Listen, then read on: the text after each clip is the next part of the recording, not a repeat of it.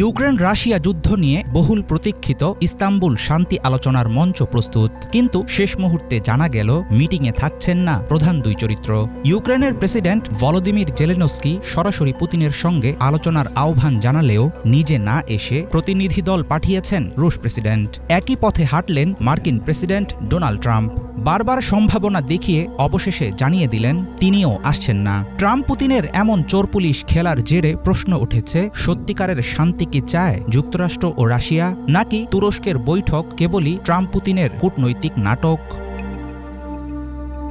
ইউক্রেনে রুশ আগ্রাসন শুরুর পর এবারের সরাসরি আলোচনার মধ্য দিয়ে তৈরি হয়েছে যুদ্ধবিরতির বাস্তব এক সম্ভাবনা। তুরস্কে মস্কো ও কিয়েভের মধ্যে সরাসরি আলোচনার উদ্যোগটি পুতিন নিজেই প্রস্তাব করেছিলেন। এরপর পশ্চিমা দেশগুলো ৩০ দিনের যুদ্ধবিরতির প্রস্তাব দেয় এবং ইউরোপীয় নেতারা কিয়েভে বৈঠকে মিলিত হন। সেই সময় ট্রাম্প নিজেও বলেছিলেন একটি চুক্তির খুব কাছাকাছি পৌঁছে গিয়েছিল রাশিয়া ও ইউক্রেন। তিনি ইঙ্গিত দিয়েছিলেন আলোচনায় গেলে হয়তো যুদ্ধ থামানো সম্ভব। ইস্তাম্বুল আলোচনা সামনে রেখে দুই পরাশক্তি প্রধানের এমন নাটকীয় পিছু হটার জেরে শান্তি আলোচনার ভবিষ্যৎ নিয়ে তৈরি হয়েছে ব্যাপক সংশয়।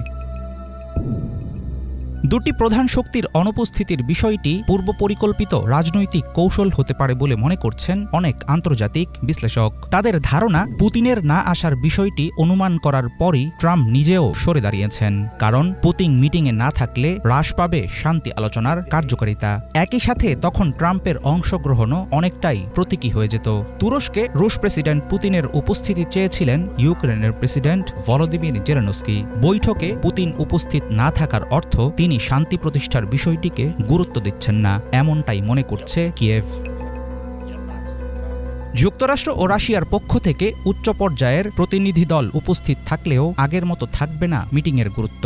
এমন পরিস্থিতিতে কার্যত অসফলতার দিকে যাচ্ছে ইস্তাম্বুল বৈঠক। এর আগে পুতিন এবং জেলেনস্কির মধ্যে সবশেষ সরাসরি সাক্ষাৎ হয়েছিল ২০১৯ সালের ডিসেম্বরে। ২০২২ সালে ইউক্রেনে রাশিয়ার আগ্রাসন শুরুর পর ইস্তাম্বুলে এক দফা আলোচনায়ও বসে দুই দেশ। ২০২৪ সালে মার্কিন প্রেসিডেন্ট নির্বাচনের প্রচারের সময় ট্রাম্প প্রতিশ্রুতি দিয়েছিলেন তিনি দ্রুত ইউক্রেন যুদ্ধ অবসান ঘটাবেন।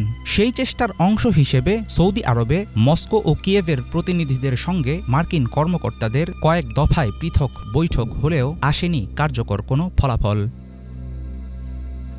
২০২২ সালের মার্চে বিশেষ সামরিক অভিযান নাম দিয়ে ইউক্রেনে পূর্ণমাত্রার সামরিক আগ্রাসন শুরু করে রাশিয়া। খুব সহজেই কিয়েভ দখলের অভিপ্রায় থাকলেও বাধার মুখে গতি হারায় পুতিনের পূর্ব পরিকল্পনা। রুশদের বিরুদ্ধে ইউক্রেনকে ব্যাপক সামরিক ও অর্থনৈতিক সহায়তা দিতে শুরু করে যুক্তরাষ্ট্র, যুক্তরাজ্য ও ইউরোপীয় ইউনিয়ন সহ গোটা পশ্চিমা জোট। হিমরাজ ক্ষেপণাস্ত্র, ট্যাঙ্ক, ড্রোন, প্যাট্রিয়ট সিস্টেমের মতো পশ্চিমা সমরাস্ত্র যুদ্ধটিকে রূপ দেয় রাশিয়া ও পশ্চিমা শক্তিগুলোর মধ্যকার প্রক্সি এক যুদ্ধে।